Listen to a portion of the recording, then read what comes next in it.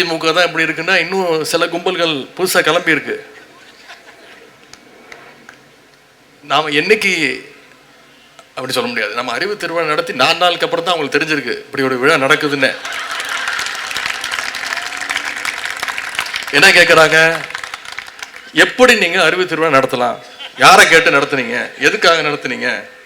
அறிவு இருக்கிறவன் திருவிழா நடத்துகிறான்.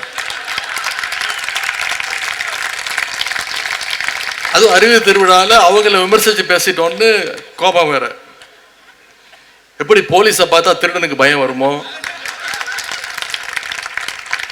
அதனால அறிவுங்கிற வார்த்தையை கேட்டாலே அவங்களுக்கு அதிர்ச்சி. சுகாதார மேம்பாட்டை பற்றி பேசும்போது கிருமிகளை பற்றி பேசாமல் இருக்க முடியுமா? கிருமிகிட்ட எப்படி நம்ம விலகி நிற்கணுங்கிறதுக்காகத்தான் பேசினாதான் சுகாதார மேம்பாட்டை பற்றி நம்ம தெளிவாக பேச முடியும்.